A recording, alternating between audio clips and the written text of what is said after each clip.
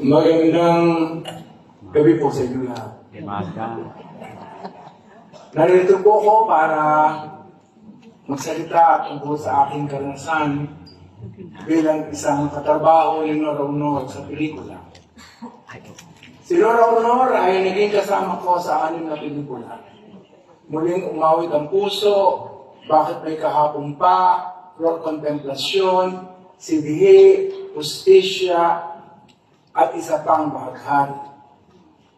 Sa lahat ng pelikula ngayon, tinanghal siyang Best Actress o na-nominate bilang Best Actress o naging Best Picture at naging Best Director ako sa 6 na pelikula ngayon.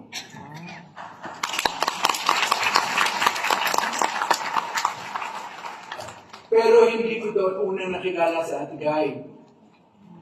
Unang nakilala ko si Ate Guy bilang aktor at bilang aktor din ako sa isang pelikula ni Mario O'Hara. 3 taong walang Diyos. Wala akong pangalan doon dahil bahagi lamang ako ng PETA Kalinangan Ensemble. Ang instruction ng direktor, habulin si Guy dahil puputulan ng buhok. Ako ang head nung manghahabol kay Ate Guy.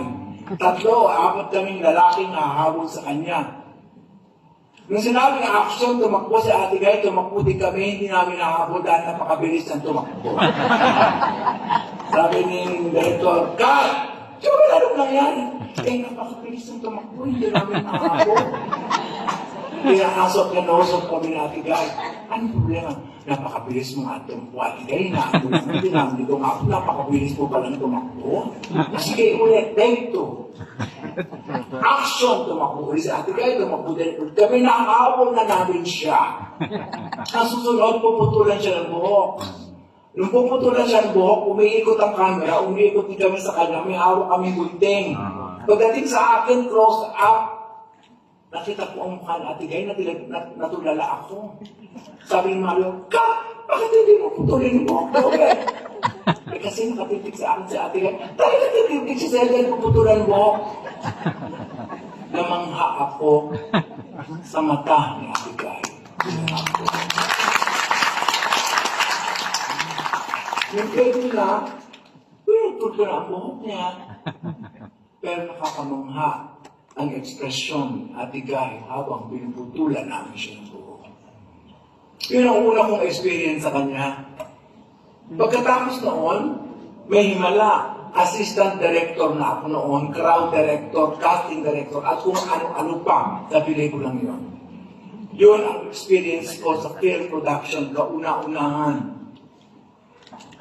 Crowd director ako. Kumukuha ako ng mga matatanda. May isang instruction si Ishma. Kumuha ka ng mga matatanda, yung talagang mukhang matanda. Kumuha ka ng 20 matatanda. Diyos ko, punta ako sa barangay, kuha ako ng 20 matatanda. Nakitang-kita ang katandaan. Inihigera ko, ito na po ang 20. Ito si Ate Guy. Isa-isang inspection ni Ishma. Naku, hindi maganda yan. Papalikin mo yan, hindi nakikita ang katandaan. Dapat nakikita ng katandaan sa mga mukha. Ha? Ibabalik ko lahat ito? Isa sa mga barangay? Nilamitan sila na ako na Ate Guy. Kaya mo, kakausapin ko isa-isa. Kaya usap niya habang papunta kami sa bus. Alam mo, binigyan siya ng pera yung mga matatanda.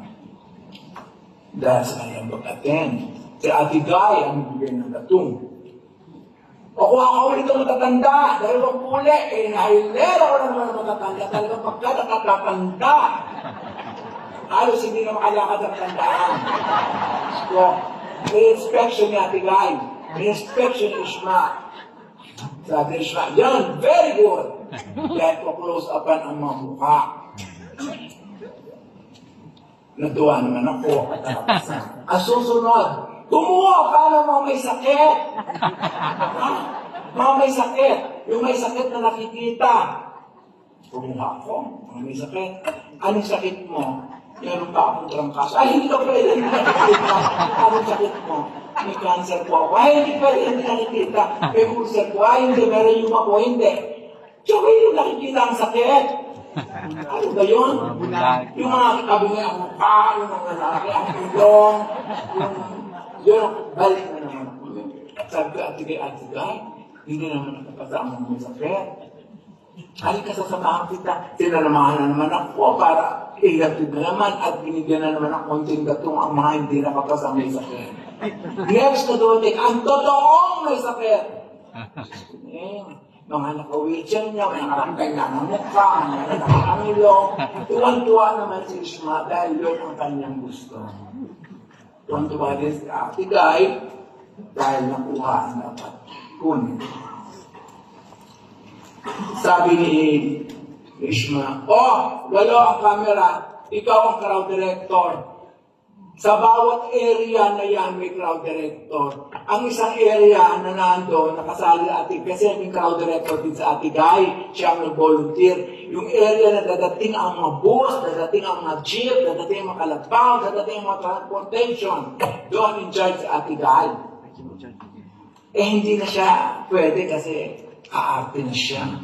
Sabi ko, paano yan? Kung ano ako ibang bahala ako dyan. May senyas ako na hindi nila alam. Sabi Ishma, ready? Ready.